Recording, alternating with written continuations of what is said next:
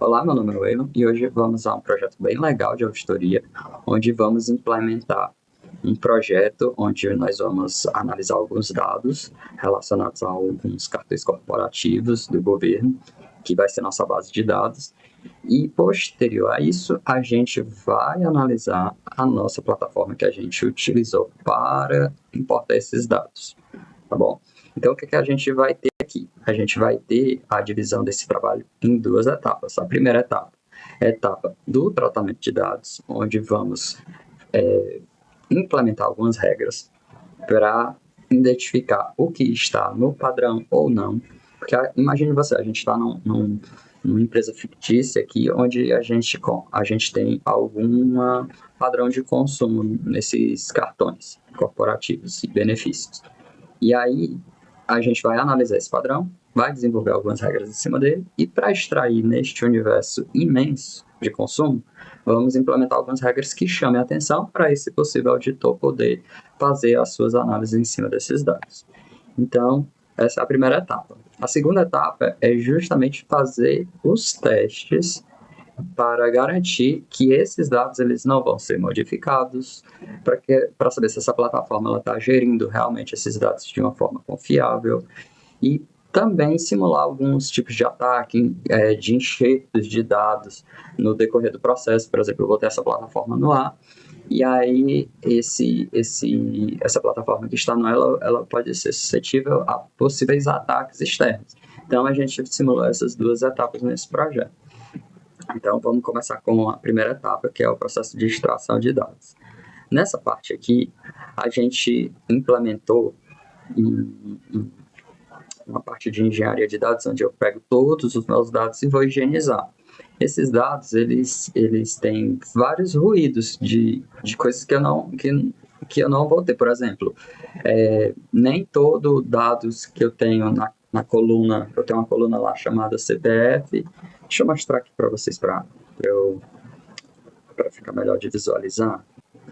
Quando eu vou abrir aqui o projeto dos meus dados brutos, isso aqui foi quando eu puxei de lá. Então, esses aqui são os meus dados. Então, nesse universo, conhecendo os meus dados, eu tenho dados de CPFs que não estão gerados corretamente.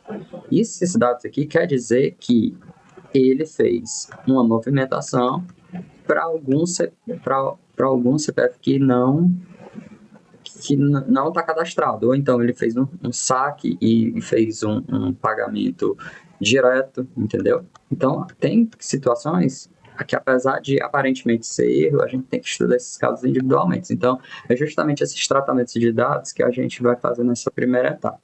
Então, eu fiz toda essa higienização, eu peguei a questão se tem ou não um CPF, tratei a questão do nome também, para a gente obedecer a LGPD de não mostrar os dados na íntegra. Então, isso tudo foram os tratamentos que a gente fez. E para a gente poder extrair esses requisitos de dados, né, a gente ela elencou 6 regras de verificação. A primeira é um gasto diário elevado. Então, todos os gastos acima de 3.000, então, por exemplo, lá dentro do meu mês, o Waylon, gastei R$ 3.050. Então, ele vai ver todas as minhas movimentações. Se der R$ 3.050, já vai dar um alerta. Opa, o Waylon, ele é um possível candidato à investigação dessa auditoria. Então, deu para entender mais ou menos como é que vai ser a estratégia, né? Então, a outra regra, suspeita de fracionamento. Então, se eu tenho um consumo e esse consumo ele for fracionado para simular um possível consumo, ele também vai pegar nesse caso de auditoria. Então, intervalos curtos de 2 dias que passarem de um consumo acima de 5.000. Então, gastos de 5.000 fracionados. Esse aqui é transações isoladas, né? E esse aqui não, já é fracionado. Então, se num dia só gastar R$ 3.000, eu já sou candidato. E se, porventura, eu em 2 dias pegar um dado fracionado por um mesmo CPF ou por um CPF desconhecido, um zerado, e esse gasto foi elevado, ele também vai entrar nesse critério. O terceiro critério é fazer transações em dias não úteis, como sábado e domingo. Operações de saque, transações idênticas explicitamente com as operações de saque. Então, são aquelas transações repetidas de saque, onde eu não vou ter o CPF cadastrado. Então, a gente também já elenca isso como possível quesito de análise, não necessariamente fraude, mas ele já vai lá para o nosso repositório para poder analisar. Transações repetidas no mesmo dia com valor exato, então se eu passo R$ 50, R$ 50, R$ 50, então ele já, epa, esse caso aqui está suspeito. E outra, remessas sigilosas excedentes, são justamente aquelas remessas que ultrapassam mais de 10 mil, cuja a soma mensal para um determinado CNPJ. Então, se a gente vê que tem um CNPJ ou CPF com movimentações repetidas, a gente já vai elencar para ver a questão do prestador, se ele está sendo beneficiado de alguma forma. Então, a gente implementou essas métricas e não somente a questão da repetição. Quando eu fui fazer a primeira análise, que eu fui pensar assim, meu Deus, o que é que eu vou levar em critério um top 5 aqui de possíveis candidatos de fraude? Será só repetição? Aí eu pensei direitinho, não, bora fazer valores, elencar valores de simulação de fraude e vamos fazer a ele um score, porque aí a gente consegue não só pegar os casos que mais se repetem, sim a gravidade. Então, para cada fraude dessa, eu elenquei uma gravidade e multipliquei essa gravidade pelo número de repetição, gerando um score. Aí sim eu consegui ser mais fidedigno, não só a questão da repetição. Vamos acelerar aqui mais um pouquinho. Então, a gente pegou todos esses dados e transformou isso em 2 CSVs. Então, eu peguei esses CSVs e exportei todos esses dados que vocês estão vendo aqui, ele foi transformado nos resultados aqui da auditoria. Então, eu botei um top 5, como eu tinha comentado lá, que era uma análise, e casos suspeitos, aqueles casos gerais que eu falei. Então, os casos que mais se repetem dos suspeitos, certo? Então, são esses dois aqui. Diante disso, eu vou numa ferramenta que eu acho bem legal, low code, que você não precisa ter muito entendimentos sobre como fazer o dashboard. Então, ele pega toda essa parte burocrática e facilita para você. Então, aqui está o nosso dashboard, que ele gerou praticamente automático para a gente. Aqui, a gente consegue escolher o mês, certo? Ó, o mês em questão, ó, mês de fevereiro. Então, eu já consigo aqui escolher o mês, ele está funcionando direitinho, ele já me mostra aqui, ó, os top 5, né? Quantas movimentações foram violadas de regra suspeita e a média do risco do score, que eu estava comentando lá para vocês. Então, aqui, ó, são os nossos 5 prestadores, 5 pessoas que tiveram movimentações suspeitas no mês de fevereiro. Se eu colocar aqui no mês de...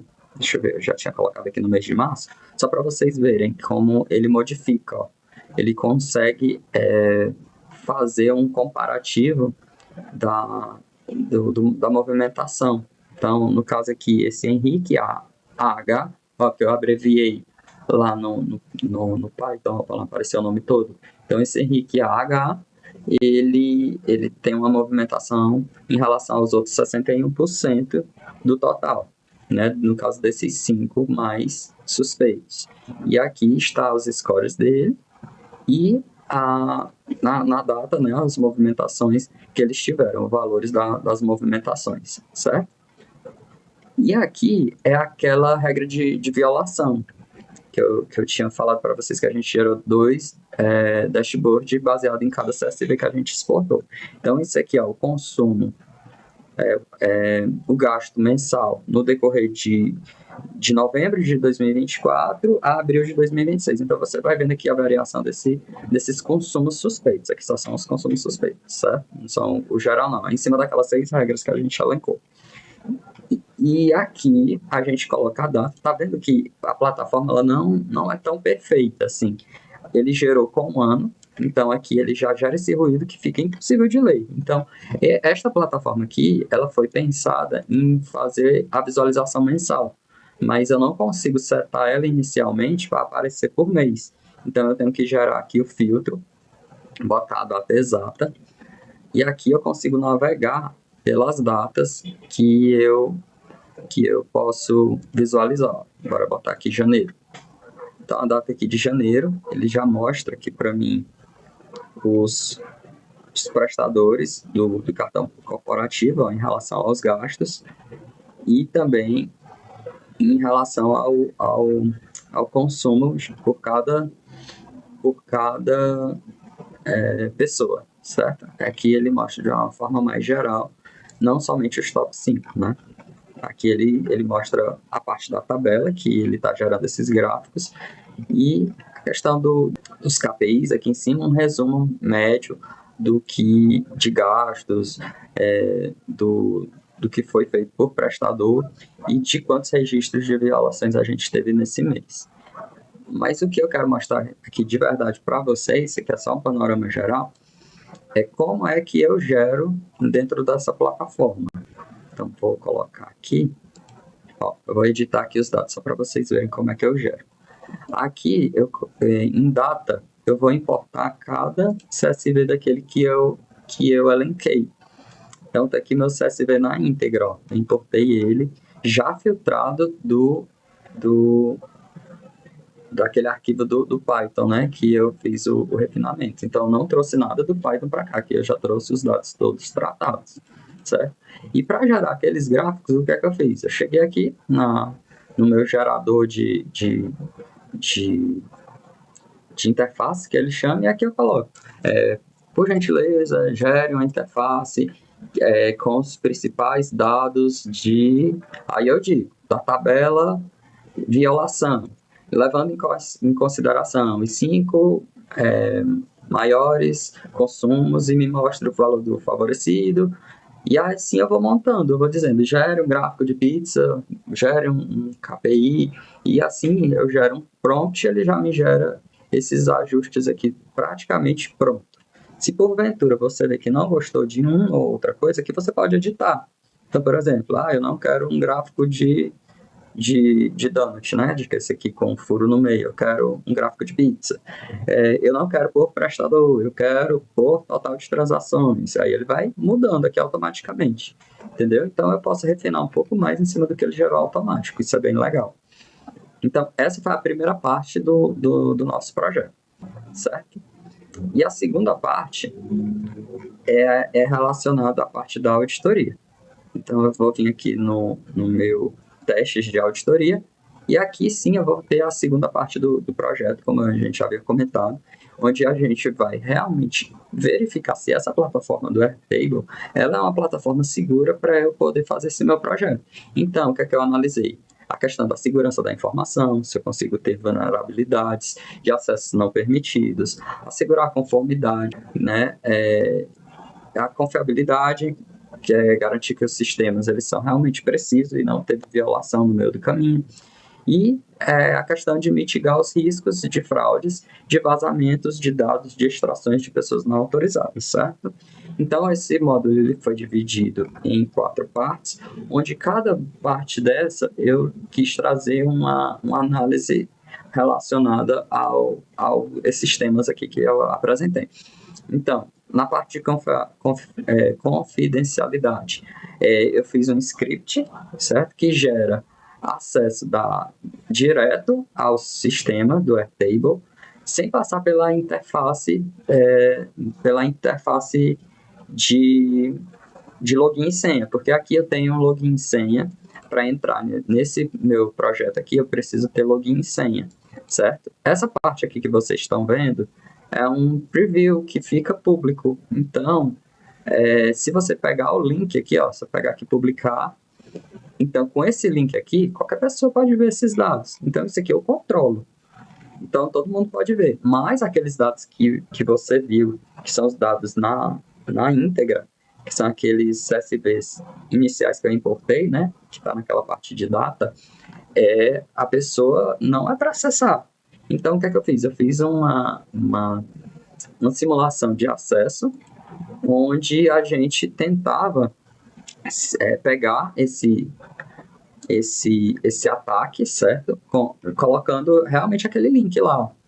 Então, a gente tentou acessar essa plataforma sem colocar senha nenhuma, tentar extrair os dados da íntegra, e aqui ele me retorna no formato de log as questões de confidencialidade. Então, ó, o primeiro teste que eu fiz, eu não tinha me atentado que o link da API era público. Então, a única coisa que ele estava tentando fazer era, eu dava o link da API, ele acessava o link da API e dizia para mim, olha, você acessou o link da API. Lógico que você acessou, que os dados é público. Então, eu não tinha me tocado do que é que eu estava pedindo para ele fazer. Aí ele me deu um alerta, que a página não garantia a questão da confidencialidade. Aí não é isso que é para fazer, eu tenho que tentar extrair os dados, né? E aí sim, nessa parte de tentar extrair os dados por força bruta, né? Ele me deu uma mensagem de erro, né, no status lá do HTML, e ele não conseguiu pegar os dados. Então, dessa forma, eu consegui garantir que a minha plataforma, em relação aos quesitos de confidencialidade para o link público, tá ok. Eu não vou conseguir extrair dados sem a autorização de login e senha mediante a autenticação, certo? Vamos lá, a questão da segunda parte, da integridade. Então, essa parte da integridade, eu fiz a questão de uma simulação de injeção de dados por meio de tentar forçar, né, um post dentro da requisição do HTML daquela página pública sem precisar também de login e senha. Então, eu simulei colocar um dado fictício no meio daqueles dados que existem para burlar a página e modificar os dados, entendeu? Então, a gente gerou também um outro... Ai, meu Deus, perdão que tem tanta tela aberta, vou fechar aqui, integridade, pronto. Então, a questão da integridade. Foi gerado um log também, tá aqui o código, onde a gente tentou fazer esse ataque e fazer a questão de enxertar os dados por meio do link público, e ele também me retornou a mensagem de erro dizendo que o sistema barrou. Então, ele também não conseguiu acessar só por meio do link público, tá bom? Então, já é o segundo que ele passa no teste aí. O pipeline de dados. Como eu estava querendo testar tudo que eu fiz aqui, então eu pensei, por que eu não vou testar o meu código Python, o que eu fiz a extração de dados? Porque assim, no começo mesmo, eu tentei colocar os dados brutos aqui, que foi a primeira extração, só mesmo sem tratar e sem fazer sem fazer o refinamento dos dados que eu queria, tipo o top 10, os casos suspeitos, não, eu joguei tudo. Quando eu joguei tudo dentro da plataforma, aí eu me peguei numa situação que eu não tinha me atentado. O limite de linhas que eu posso entrar lá naqueles dados que a gente viu de data, que esses dados aqui, ó, vou editar, esses datas aqui, eu não posso ultrapassar 1000 linhas. E meus dados, inicialmente, deu mais de 100 mil linhas, deu mais de 100 mil que eu tinha colocado. Inicialmente eu ia fazer com 4 anos, e aí quando eu vi que estava dando muito, eu diminui para 3, diminui para 2, aí eu pensei que vamos trabalhar com 1 ano até chegar a data atual. Então eu coloquei janeiro do ano passado até o mês de abril, que era o que estava disponível lá na página do governo, disponível para download. Então eu fiz em cima dessa movimentação para ele me gerar mais ou menos uma linha de consumo, para a gente ter um comparativo. Então, quando eu fui botar na íntegra, eu me deparei que eu só tinha um limite no plano gratuito de 1000 linhas. Então, se eu quisesse um plano com mais linhas, eu teria que pagar, e eu optei de fazer tudo no plano gratuito. Então, o que é que eu fiz? Eu peguei toda essa parte de processamento e joguei para o meu Python fazer localmente. Eu não joguei para a plataforma decidir nada. Então, essa parte aqui eu fiz localmente para eu não precisar migrar para os outros planos, certo? Mas essa plataforma, inicialmente, ela pensa o quê? Eu não sei fazer análise de dados, eu não sei nada, então eu vou lá para o meu robozinho, eu interajo aqui diretamente com o meu robozinho que eu tenho lá, então boto um prompt aqui, ele vai me gerando, vai analisando. Então, para quem realmente não entende nada de programação, essa plataforma ela é excelente. porque você consegue fazer muita coisa só mesmo nessa parte do prompt, certo? É só importar os dados e ele vai gerando gráfico, vai gerando análise, e assim ele vai podendo fazer os seus dados de uma forma bem mais caprichosa, né?